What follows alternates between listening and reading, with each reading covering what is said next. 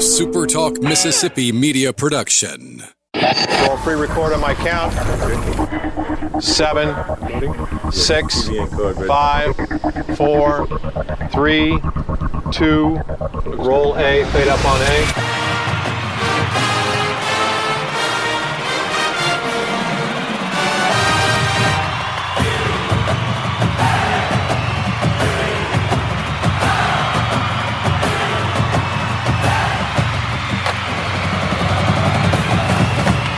Southern Miss to the top. You're tuned in to the Eagle Hour. Okay, let's go. SuperTalk Eagle Hour is on the air. Glad you're with us around the state, wherever you're tuned in or online. Welcome to the program. We're broadcasting from rainy Oak Grove, Mississippi in the Southern Bancorp studio, and we're glad that you're with us. Going to introduce you to our newest assistant basketball coach in just a moment. Later in the show, we're going to talk to Scott Watkins down at the Biloxi Sun-Herald and get an update on the World Series, which I think just got underway with Troy from the Sun Belt Conference taking on West Virginia. And I think that game will be starting here any moment, so we'll try to keep you updated on that as well. Opening segment of the show sponsored today by our good friends at Movie Star Restaurant here in Oak Grove. 25 years serving up the best country cooking buffets you'll find anywhere. Really appreciate Lori Ford and her wonderful family for their sponsorship of our show, and encourage you to take your family there for really the best buffet meal you'll find anywhere in the Pine Belt. All right, Ben Mandelbaum is the new assistant basketball coach for men's basketball. We're glad to have him here in the studio with us. And first of all, Coach, welcome to the Eagle Hour studio, and welcome to Hattiesburg. Thanks for having me. I'm excited to be here. Hattiesburg has been unbelievable so far in the few weeks that I've been here. So I'm just really excited to get here and get started and start building for the season. Tell us what led the road that led you here. The basketball world is really small. There's 1 degree of separation between everybody. So I actually worked with Coach Noah Croak when we were young. We were both junior college assistants together, and we've had a close relationship. So I actually was key in sending Jai Benet here from Alcorn State, where I coached him. And Coach Croak and I have, a close relationship, so I kind of helped facilitate that. And then when they heard that assistant spot was open this year, they kind of reached out to me, and, I kind of talked with Coach Ladner, and next thing you know, I'm moving from Chicago to Hattiesburg. So, but you're a native, Ben, of Fort Wayne, Indiana, Right. And Indiana up until this last year was known as the basketball state. Yes. And then the football team has to go and start asking questions and say, hey, why not a football state? And they win the Natty. That was one of the most improbable, unbelievable runs. I remember, everybody in my family went to Indiana University except me. Of course, I'm the oddball. But I remember my dad and, my family taking me to games where we would have entire rows to ourselves because nobody would go to Indiana football games. Nobody cared, and the fact that, you go from a program where you win 3 games every year to in 2 years winning a national championship with Coach Signetti is unbelievable. But what is it about the state of Indiana, though, that's just basketball nuts? It's just, it's a religion up there. You think about, Bob Knight and the movie Hoosiers, and, I think there's a statistic, if you drive around Indiana and look at the houses, I think 1 of every 3 houses has a basketball hoop or something like that. People there are just passionate and really love the game, understand the game, and know it really well. So you're kind of just born into it, and you think about all the great players and great coaches that have come from the state of Indiana. It's hard to not love basketball if you're from up there. Coach, tell us what your responsibilities are with this basketball team this season and what you guys have seen through some of these summer camps from your squad. Yeah, so we just got started on Monday. Was excited to finally get everybody here. I've been here for a few weeks, so I've just kind of jumped right in. I'm kind of a guy where, my skill set is really versatile, where I feel like I can fit in anywhere on a staff or on a basketball team. So I've kind of pitched into, wherever I've felt like a need is. And I think we're still kind of, clarifying those roles and seeing, what is needed from this staff to be successful. But for me in the past, I've coached a lot of worked under a lot of great defensive coaches. So I've spent a lot of time on that side of the ball. I've also coached and worked for some guys who are unbelievable offensively. And I've been blessed in my journey to learn from a lot of different people. So I'm pretty versatile as far as that. Obviously, as an assistant coach in Division I, you got to be able to recruit. That's the name of the game. If you can't recruit and can't bring in big time players, you're going to get left behind. So obviously recruiting, and helping develop these guys on and off the floor. There's an element now where these guys are getting paid, and there's an educational point of this as well, where you guys are getting this money, like let's teach these guys how to have some of this money so that they're set up for life after basketball too. So it's really all encompassing. I wouldn't say I do one thing or another. As an assistant, you got to wear a lot of different hats. So man, this team that you guys got, some size, some agility, some movement, some speed in certain areas. What about from the arc? Because that was a big struggle last season, not being able to shoot the three ball particularly well. What have you seen so far on this team that maybe separates this team from last year's team? Yeah, I think our guard play is going to be a lot more solid. I did watch Southern Miss quite a bit last year, and they had some talented guys, but I thought, at times, if you had more of a true floor general, true point guard, you win some of those closer games, down the stretch if you can get more efficient shots, if you can not turn the ball over, if you can get the ball into the right person's hands. So I would expect our guard play to be a lot better. We got 3 point guards. Jalik Gaines-Wyatt, who was at Hampton University last year, averaged about 12, 13 points there. He just practiced for the first time last night, can really shoot the ball, is a real true floor general. And we got some other guys who can really shoot it. Elliott Tulip is a Division II transfer. That was at West Alabama. He can really make some shots. Brandon Weston, who was at Tennessee State, can really make some shots. So we have some guys who are going to be some big-time shot makers, and hopefully if we can generate good, clean, feet set, open threes, we can make them at a higher percentage than we did last year. It's funny, I've told these guys, but Elliott Tulip, every time I hear that name, I just get excited because I played against him in basketball. Oh, did you? And he used to play in a homeschool league that I played in because I was homeschooled. And so he's actually from our league, the first homeschool player from our league to ever have a Division I, be on a Division I team. Yeah, so he really awesome story there. Yeah, we're trying to get him to come out of his shell a little bit. Maybe that's the homeschool in him. We're trying to get him to talk a little more. I'm like, Elliot, like you can talk to me, man. Like you can give me a little more than a 1 or 2 word answer. No, he every time he shoots the ball, it feels like it's going in practice. Yeah, no, I know. We played him. Yeah, I'm trying to. When we played him when he was like 12 and 13 and 14. I'm a little bit older than him, of course, and he was starting varsity at 14, and just drilling shot after shot. He's an elite shot maker. Trying to get him to rebound a little more. He's only averaged about 1.7 rebounds in his career. Which is not going to fly with me. I like guys who can go in there and get the ball. So he's going to have to rebound a little bit more, but he can really, really shoot the ball from the perimeter. Men's assistant basketball coach Ben Mandelbaum is with us here on the Eagle Hour. Ben, it's one thing to have some 7-footers, but it's another thing to have 7-footers that can move. And Dima mentioned the agility. You guys like the agility, the ability to move horizontally and vertically, that these 7-footers that you have now on the team. Tell us about them. Yeah, see, a lot of these guys can slide their feet. Max Blank is a junior college transfer from McLennan.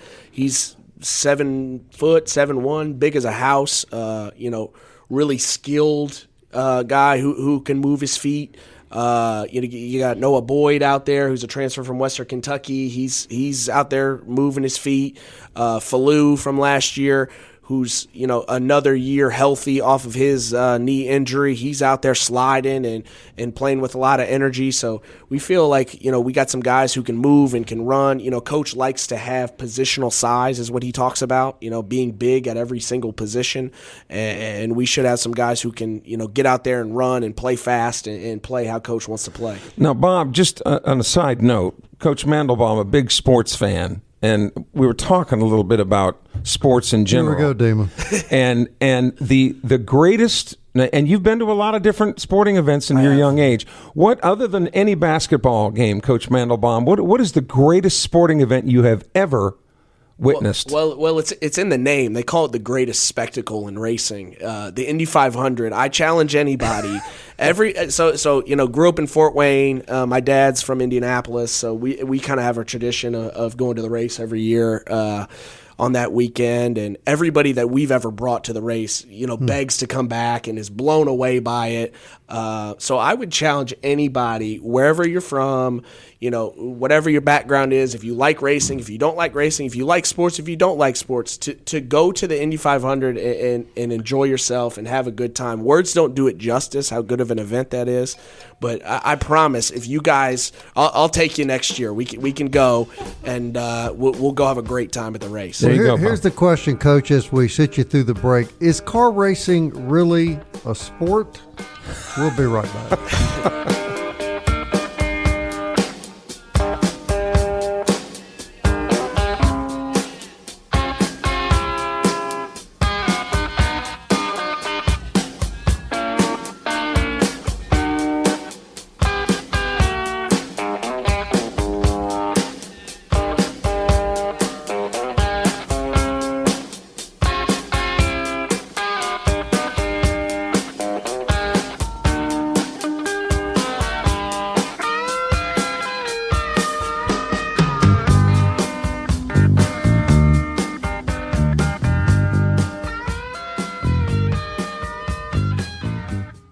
Big news from Robinson Electric Supply in Laurel. We've moved. You'll now find us directly behind our old building, right by Sawmill Animal Hospital. We're still your trusted electrical distributor, carrying everything from conduit to tape. And don't forget our full line of Milwaukee tools. Whether you're a contractor or a DIY pro, stop by the new Robinson Electric Supply at 1222 West 6th Street and see what's lighting up Laurel. Robinson Electric Supply. New location, same trusted service. Southern Miss to the top. You're tuned in to the Eagle Hour. All right, our good friends out at Eagle Tire West sponsor this segment of the SuperTalk Eagle Hour. They also own Eagle Tire up on Hardy Street, family owned and operated since 1985. Matt Warren and his dad, two of the nicest people you will ever meet, treat you good every time you walk in the store. They sell Goodyear products, all sorts of major tire brands, full service for your truck and your auto, and of course, they're big Southern Miss supporters, as are our friends at Genesis of Hattiesburg, the official auto dealer of the Eagle Hour. Genesis sedans and SUVs, all at Mississippi's exclusive Genesis dealership, Highway 98 West Hattiesburg. And Coach, nobody loves Southern Miss basketball more than the man that owns Genesis of Hattiesburg, Mac Grubbs. Have you had the opportunity to meet him yet by any chance? I have not, but that's good to know. Well, he's for many years sponsored the pep band. He paid for the pep band to be there. You'll meet him. He's at every game. Big supporter for many years of basketball. Good. So you're going to have a real friend in Mr. Grubbs at Genesis of Hattiesburg. All right, Coach, so if you look at last year's team, which was a competitive team, but obviously fell short of where they wanted to go, where do you think we'll see changes and improvement in this year's team? Yeah, I think last year's team, barring us getting hurt, that team was right there, got hot at the end and, positioned themselves right there to make the NCAA tournament. I mean, they're right there in the semifinal of the Sun Belt tournament and lose to a Troy team who, made a nice run and, did a good job for themselves, and Coach Cross got a new job. So, last year's team was a good team. I think this team will be a little different and a little more playing a little more together. Had a lot of great individual talents on that last year's team. A lot of really tough shot makers. You think about Bully Weeks, who ended up transferring up to Memphis. You had Jai Benet, who I coached at Alcorn State, who had an unbelievable motor and was unbelievably athletic. So I think this year's team is going to play a little more together, and I think it's going to be a little more by committee. I don't know if we're going to have somebody who goes out there and averages 18, 19 points a game. I think we might have a bunch of guys who average about, between 10 and 13. We'll have a true floor general and, a guy who can, generate good quality shots, which you have to do in March, when the game slows down and becomes more half court. You have to have a guy who can lead you and who can generate good shots for your team. So I think it'll be a good offensive team and we should be able to shoot the basketball at a higher level. Regardless of sports, you got to have some depth. Right. And how does right now, provided that you have everybody that you're hoping you'll have, how does the depth picture look? If I had to name 5 starters right now, I don't think I could, because we have so many guys who we feel confident in, and that's a good problem to have. Yeah, we have so many guys right now that we feel confident in that can go out and contribute and that have proven themselves. You were talking about Indiana football. Coach Signetti at Indiana talked about his process in the transfer portal of looking for production. He all those guys that he took from James Madison and those smaller schools had all produced at the Division I level, and that's something that I kind of believe in. So we've taken a lot of guys. Cameron Wallace was a double-figure scorer at Arkansas Little Rock. Brandon Weston was a double-figure scorer at Tennessee State. Jalik Gaines-White was a double-figure scorer at Alcorn State and Hampton. So, those are guys who, we anticipate coming in and being able to produce, but also, having some of these younger guys, some freshmen who are talented. Dorian Bowen, who's a freshman from Evansville, Indiana, who's really impressed us so far in the first couple workouts, and some other Division II guys. Elliot Tulip, who we mentioned, Mike Montano is a double-figure scorer in Division II. So, I have a lot of guys who can put the ball in the basket, and we expect big things from. Coach, and I know that there's probably not much you can share with us about the schedule before it's released, but when Kelly and I get to go down to Sunbelt Media Days in a couple of weeks, we're both going to ask Commissioner Gill about the 4 road games, 4 home games situation that they do for conference scheduling. Do you foresee that changing this year at all, or do you really, or maybe you don't know at this juncture? But is that something that you would like to see changed? Yeah, I haven't really been too involved with scheduling. I know we're still kind of working on it. So some of these larger schools are hesitating to play us, because they think that we've put together a good roster, which I think we have. So some of these other schools are a little more hesitant as far as, locking in some of these games. But as far as the Sun Belt games, that's something I'm not really familiar with right now. Being my first time in this league, I've been in the SWAC and been in the NEC and been in Conference USA at previous jobs, but haven't spent any time in the Sun Belt. So I'm sure we'll get some more news on that as we get closer to the meetings. Men's assistant basketball coach Ben Mandelbaum with us here on the Eagle Hour. Coach, baseball coach Christian Ostrander was on the show a couple of weeks ago, and I think he used words when it comes to money that these kids are getting in the transfer portal: crazy, ridiculous, stupid, things like that. And I'm worried that as this thing, if they don't get a hold of it here pretty quick, that the Southern Misses of the world, the Toledos of the world, are going to be priced out of being able to get any quality players to fill their roster spots. Are you as concerned about it as I am? I think it is a growing concern, because each year that the NIL has been here, the numbers have gone up and up for each player. Now, I come from a background of junior college, Division II, very low Division I, where we didn't have any resources to pay our guys. And I, pride myself in the fact that I've been able to win at each and all of those spots and been a part of winning at those spots. So I think if you work hard enough at it, whether it's, finding new people to bring on board, whether it's financially or, supporting, and also identifying these kids that, will work well for you and will work well in your system and that you can coach. Those are the kind of things that it's going to take, as we evolve in this landscape. But it's here. We've opened the floodgates with it. It's not changing, so we're going to have to adapt. And if we don't continue to adapt and continue to stay ahead of it, we could get left behind. And I do suspect that those numbers are just as gross in basketball going upwards, some of the money that these kids are getting. Absolutely. I've got, friends that coach at higher Division I schools, Power 4 Division I schools. They've got tens of millions of dollars to spend, but at some point there's going to be a diminishing return.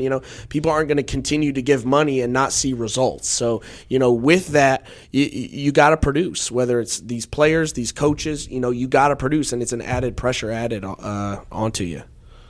And the good news about the Sun Belt is that you don't have to compete with the Iowa States and the, Kentuckys or whatever. You just have to win your league. And in this NIL, share, you just have to worry about having, and you can correct me if I'm wrong, Coach, but worry about having the best team to win your league. Right. You can have a small NIL budget and win the tournament in March, and you're dancing. Right. Yeah, and not to say that we're not going to go out there and try to compete. Right. When I was at Alcorn State, something that helped my boss get another job was because we had nothing and we went on the road and beat Wichita State. We beat Stephen F. Austin. We beat Milwaukee. We beat Cal Bakersfield. Some of these bigger schools.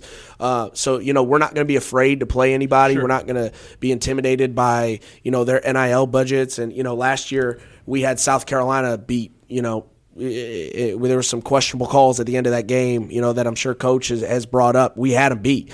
So we're going to go out there and compete. But, yeah, I do think it needs to be competitive within the league. And a lot of these teams have increased, what they have as far as financially within this league this year. James Madison comes to mind. They've invested a lot into their program and their new coaching staff. And the Louisiana Tech is coming back in the league. Georgia Southern just built a brand new home court. Georgia State just got a new coach. He's going to invest a lot into their program. So, need to keep growing and keep getting competitive so that we can position ourselves to win the Sun Belt. So you guys have just had a couple of practices. Bob Getty, I'm a little bit concerned that 5 months isn't enough to get ready for the first game. Well, I mean, they're only going to play through September of next year.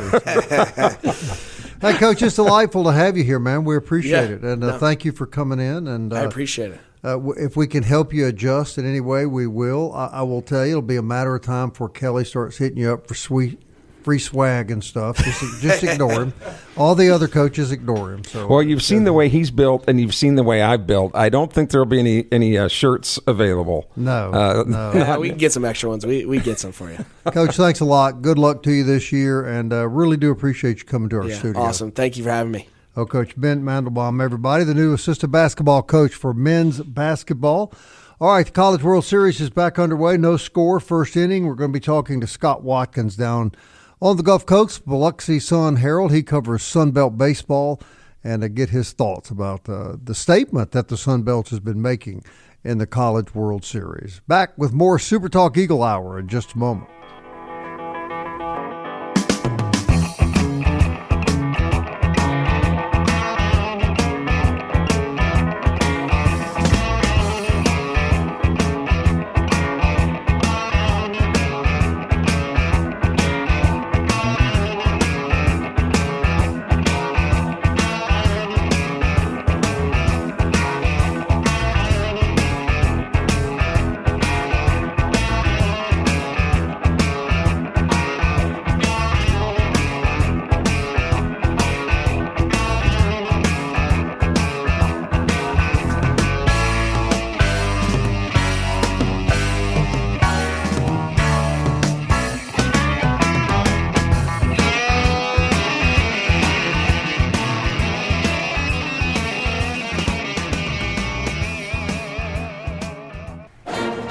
Eagle Hour. Southern Miss to the top.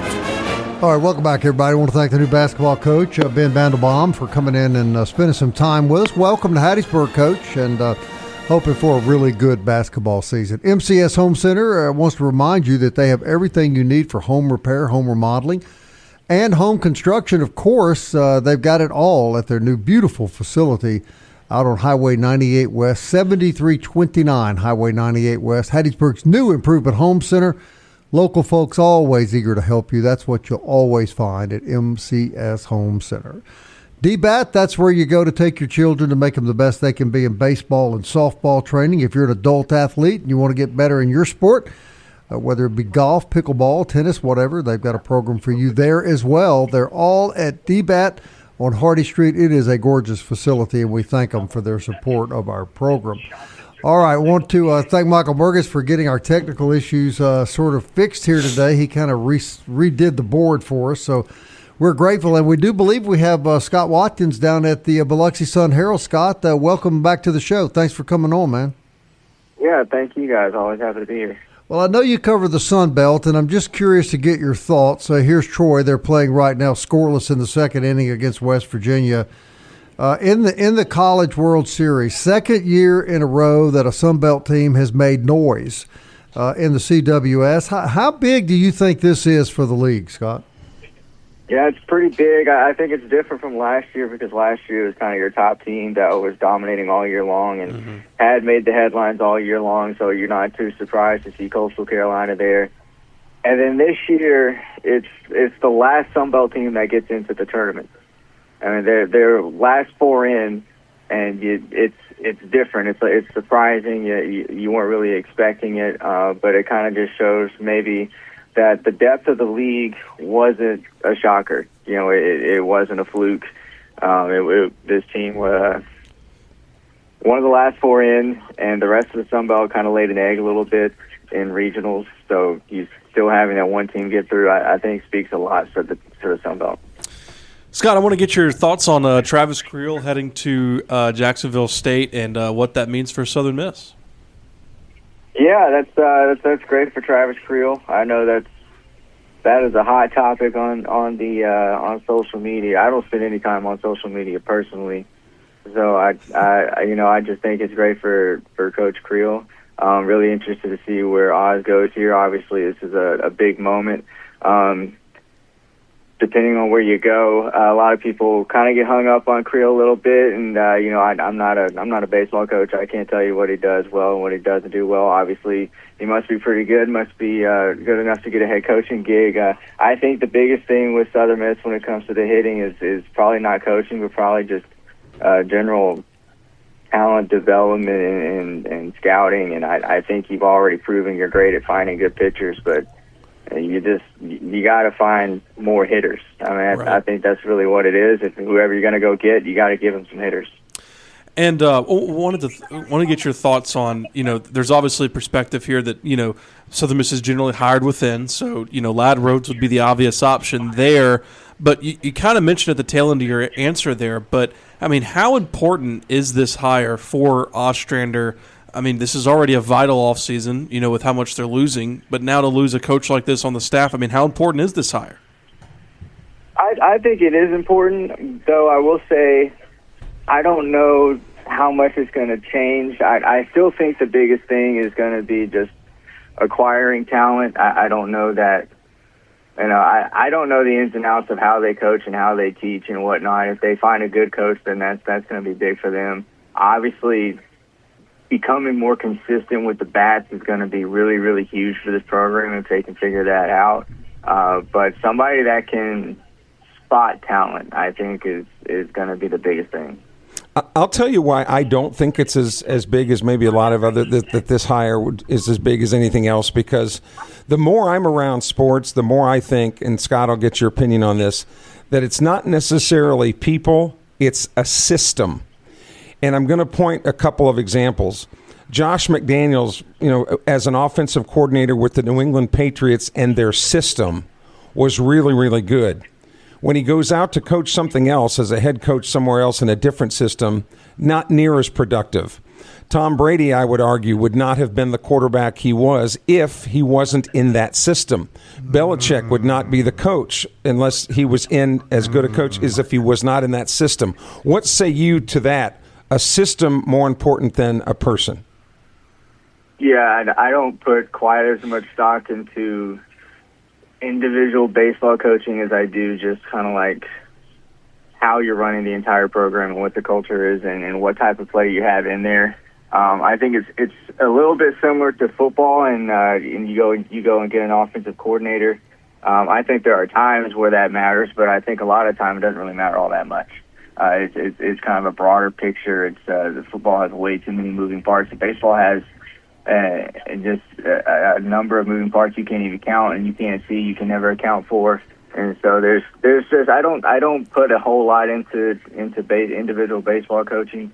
I think that you want to get the most talented players that you can find and hope for the best every pitch. Really, there's only so much you can do on a baseball field. Scott, I want to run this scenario by you. My associate Dima mentioned this earlier in the week, and I think there's some validity to it. We've, for the past several years, always thought of Coastal and Southern Miss as the two top teams in the Sun Belt, but now Coastal has lost its coach and apparently a lot of its players. I guess they'll follow him wherever it is he went, to South Carolina or elsewhere. Does Troy step up now and become the other quote-unquote power team in the Sun Belt along with Southern Miss? Well, I think we're going to have to wait and see what happens after this tournament. Because I'm curious what happens as far as the tournament, as far as the draft goes, as far as the transfer portal goes. How many players are gonna leave? How many players are gonna head to the draft, and whatever there. I think what they've got going on is clearly head and shoulders above at least half the league. I mean, whether you like Troy or not, when Skylar and me got there, they kind of pulled out of that log jam that was the bottom 10 teams of the Sun Belt, and they've been second tier ever since. So, I think that Troy's kind of here. I don't know if they're, going to be a team that's playing for a World Series every year. Probably not. But I think they're a team that's probably going to be contending towards the top of the Sun Belt as long as Skylar Meade is there. Actually, are they an old school? I mean, are they an old team, Scott? Do they have a lot of older players? Yeah, it's very junior and senior heavy.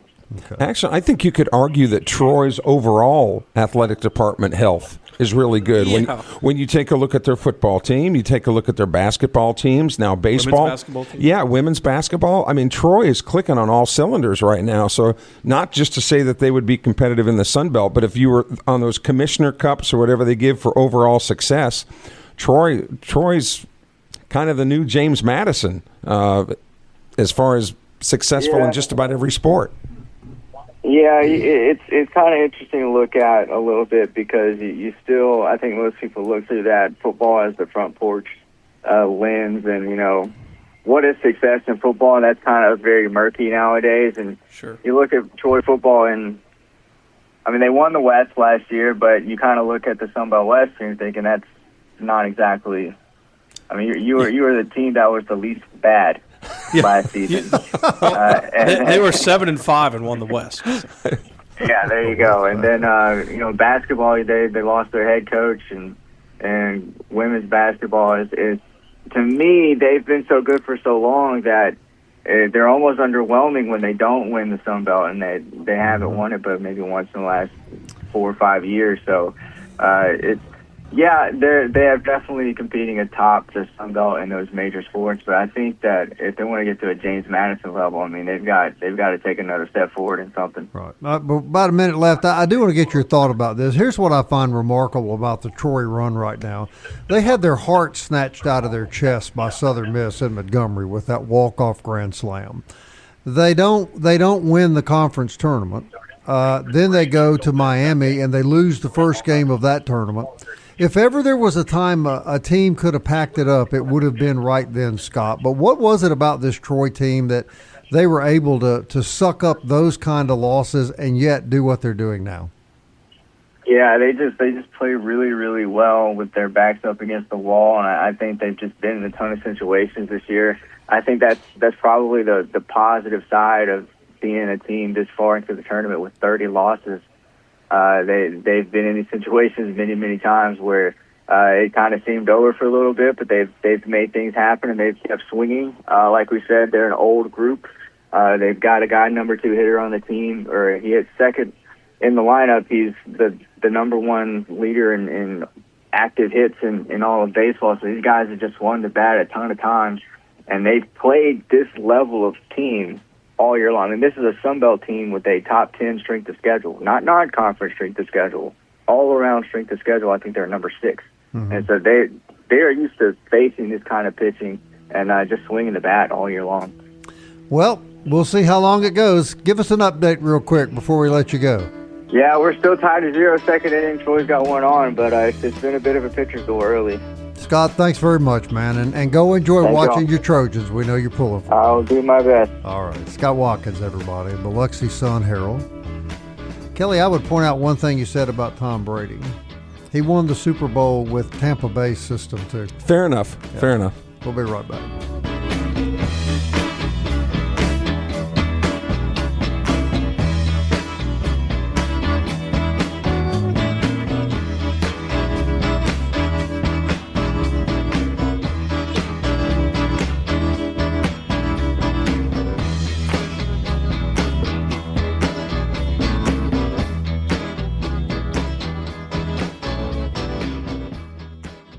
Big news from Robinson Electric Supply in Laurel. We've moved. You'll now find us directly behind our old building, right by Sawmill Animal Hospital. We're still your trusted electrical distributor, carrying everything from conduit to tape. And don't forget our full line of Milwaukee tools. Whether you're a contractor or a DIY pro, stop by the new Robinson Electric Supply at 1222 West 6th Street and see what's lighting up Laurel. Robinson Electric Supply. New location, same trusted service.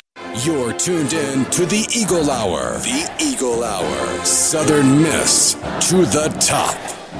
You know, I want to say, now, I'm no Troy fan. You guys know that. But when you talk to guys like Scott Watkins and you talk to our buddy Barry McKnight, which we wanted to talk to yesterday, he's doing the game right now, you can't help but feel good for him. I mean, you know how you'd feel if the Golden Eagles were there. And there are a lot of Southern Miss ties to Troy. I mean, their athletic director used to be here as an assistant. Jeremy McLean used to be there. Georgia Tech. Okay. Yeah, that's right. Yeah. So there are a lot of ties there. Having said that, when the season starts next year, I hope we gut them 3 games in a row.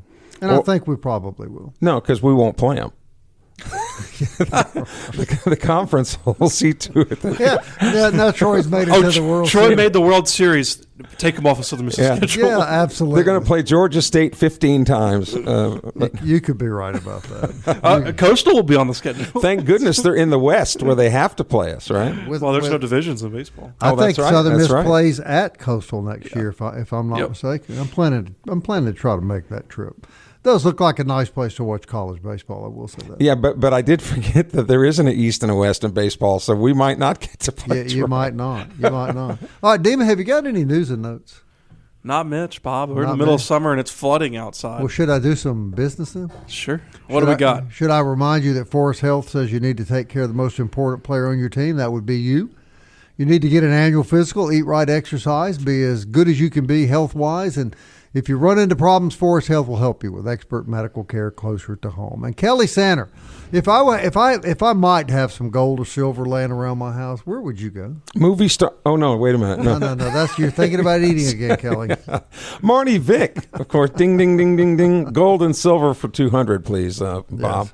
Yeah, Marty Vick's been buying gold and silver for a long time. He's been a staple of this community. Has a plethora of He's a great guy, really bad dad jokes. If you like those, he's a wonderful He'll guy. be glad to share those with you. But give you a fair price. Keep it confidential if you want it confidential.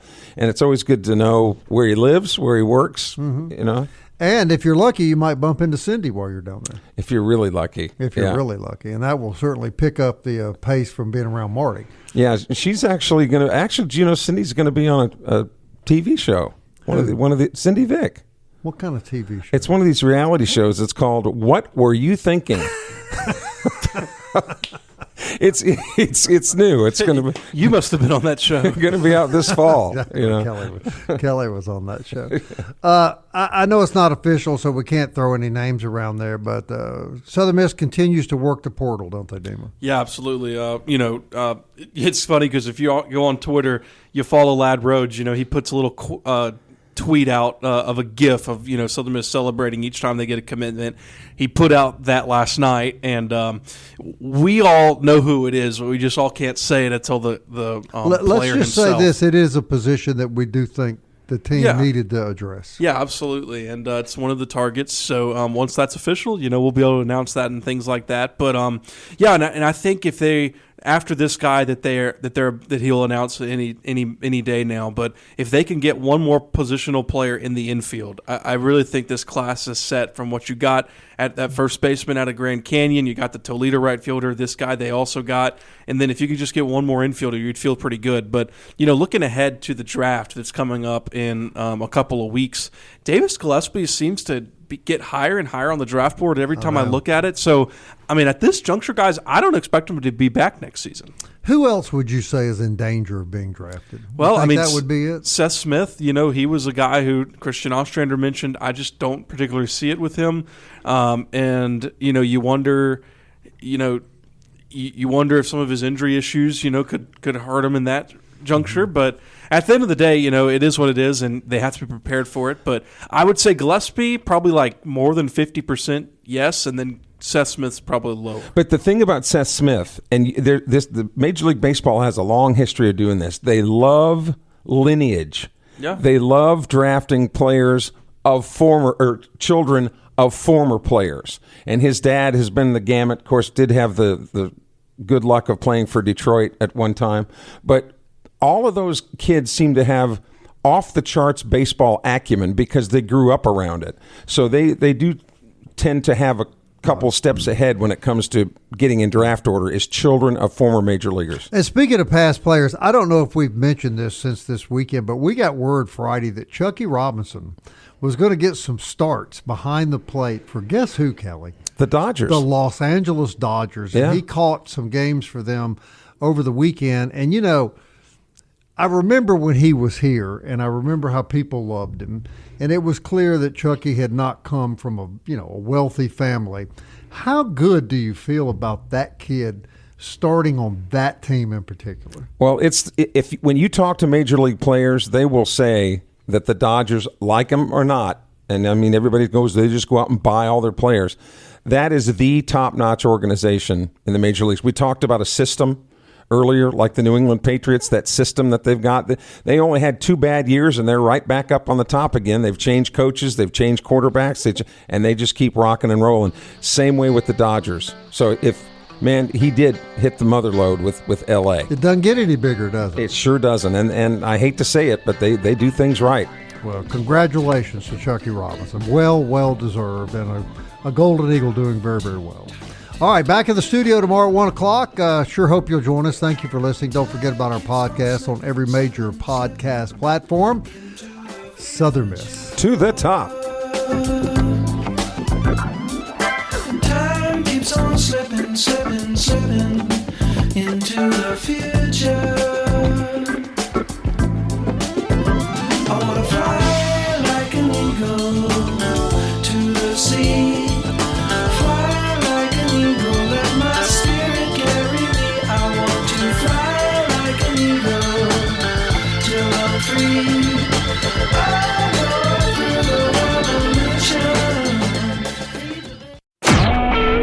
SuperTalk Mississippi Media Production.